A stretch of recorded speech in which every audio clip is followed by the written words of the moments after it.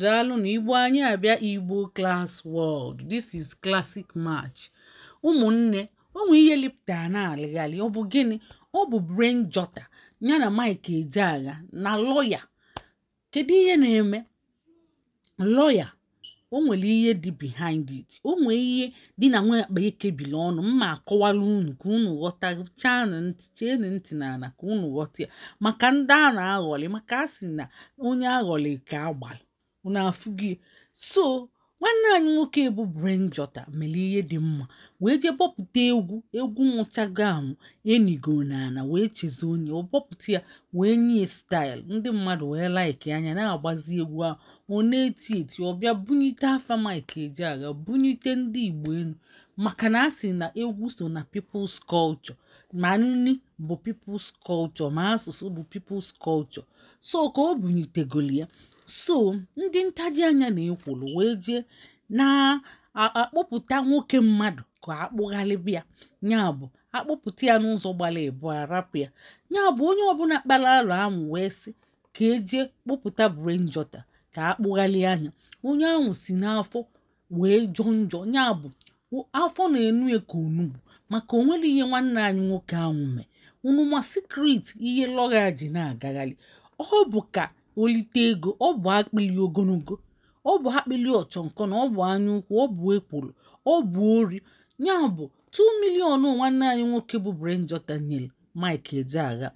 O zuchego mụ nwa. Unu ga-ajụ o jetenugo ụdị ego ahụ since o ji wee tibe egwu ahụ. O jetenugo ya. Na ihe ndị lọya na-eme ka nkọwaziala unu.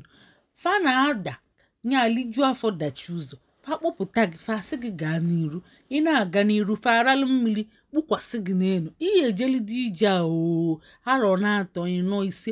Ihe ha ma bụ afọfa, nya bụ ihe ya ga-eli maka na ọ bụ aka ọlụfa fa ji wee na-eli ya. Maka ewepụga ụmụ trọbụl fama ndị na-eli ya. So fa ga na-esonye ọkụ na trọbụl. So onye a na-achọ afọ ya, ọ bụ onye agụụ. Onye lọya apụta wee na-akọgheli na-ata ncha na-ata ụmụ. Ọ bụ onye agụụ. Fa bụ odupụta onye okpele azụ. Ụmụ oyim nwaanyị fa aka alapụta wee ralụ mmiri kpuo onye. Ọ bụ m zọpụtara ya maka gịnị? Ịma na o mere announce anị ya n'online si na ọ ga-ele anị ya. So ndị wayo juru eju n'online. Fa wee chọọ isendilie $100 billion na akaụntụ. Si ya na ọ ga-ewepụtele fa ka commission. Ya ji ewepụta ego wee tụọ imu anya n'anya. Ọ sị na ọnụ n'okwu dị ego na ntị wee bụrụ ife ya n'anya ka eweli esugbuelie na akaụntụ.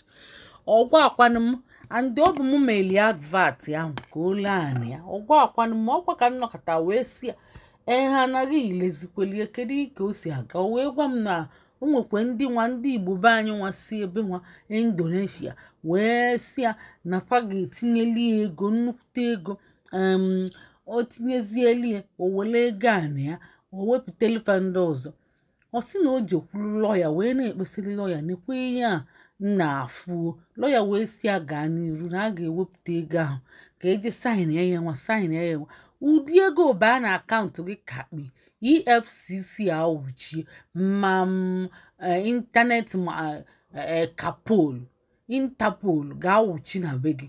And lọya machakwa the implication. O wele akpịlị ogologo na-eme rokoroko. Yes, anyị ga-ewepụta, anyị wepụta, anyị weli 10% ka anyị mebie.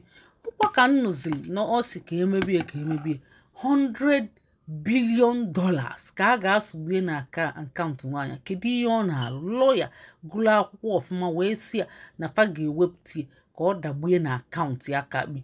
Wee si ya nda na-asị gị ka iwepụtele fa $100 billion $1 ọ na-fe nwere ụmụ nwanne ka a na-eme fa ncha ma business partner in crime fa ncha niile wuchie bịa be nwaanyị si na onye bụ ụmụ nwanne fa chọkwa ige a na ahụ etinyezieli nnukwu ego na akaụntụ ya. Ya weziele ego a na ya onyezie fa ndị ọzọ fa ga-enyekwu ya commission. Ụmụ nwanne gị ahụ so wee bịa fa enwere akaụntụ. Ndị lọya si na fagụlụ akwụkwọ nwaanyị be anyị ji consult wee na-ekpesili nekwe ọfụ na okwu ji ego a kedu ihe a ga-eme wee si anya gaa n'iru wepụta ego ahụ na fa ga-afụ maka ya. nwee tie mkpu si ya ego obukwa ego wayo ọ baa na akaụntụ gị nọ n'okwu ka ihe ị na-alụ iji ga-ewepụta.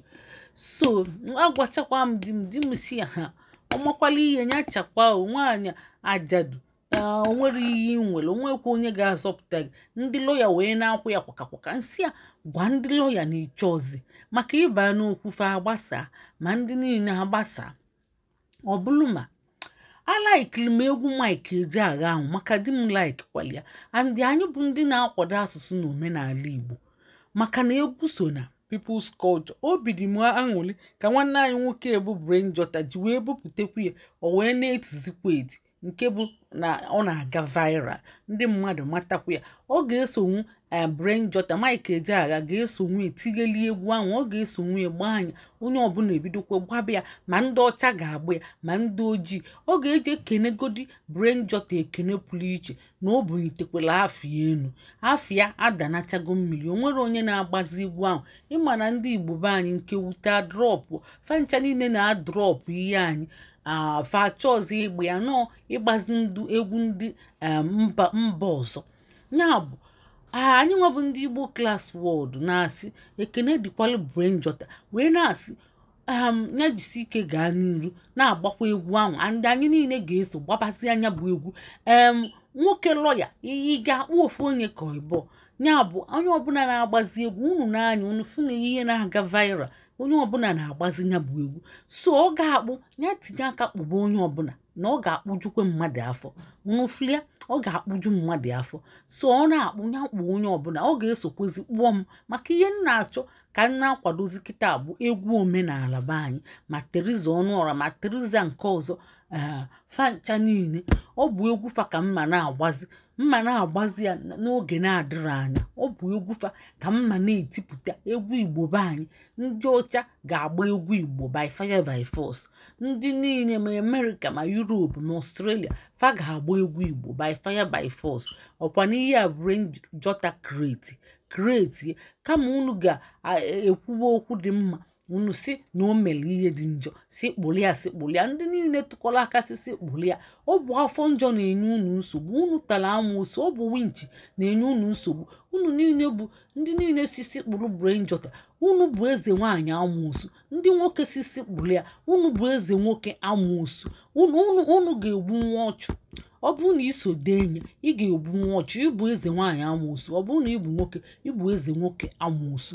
Ya bụ ọchụ nwa ọkụkọ nwada nwa ọkụkọ nwa ọsọ unu niile ga na-adaji ukwu ma lọya dị anụmụ ma ihe niile o nwere ihe unu ga-eme. Ndị Igbo apụtago wee kwado maka na o mere ihe dị mma wee bunite egwu Igbo. So karịa anyị nwabụ ndị Igbo class world ga-apụtakwa wee tinye ije ụkwụ anyị wee fụ na unu niile dajiri ụkwụ unu ga-adaji ụkwụ. Anyị na-akpọkwa ndị Igbo onye ọbụla kpatụrụ Brainjutter aka unu niile gbakọrọ akpọ onye ọvụvụ akpụrụ eji ụkwa ma enye ka ọnwa afọ na ana sọ ọnụ na ana. Ya bụ lọya ga-ebu ụzọ wee daji ụkwụ wee mụọ ọnụ na ana sọ ọnụ na ana maka na ọ bụ anya ukwu ọ bụ onye ori ọ bụ ezigbote onye ori.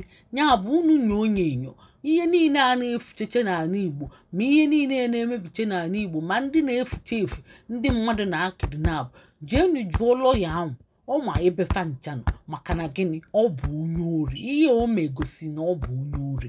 Ọ bụ anyị bụ ndị Igbo class world kwulie. Ya bụ nya nyụọ anwụ ka anwụ mee gịnị gbakpọsị anya ka emesịa ndewonu kesenie ma nye na anyị akara ịfụnanya ka emesịa.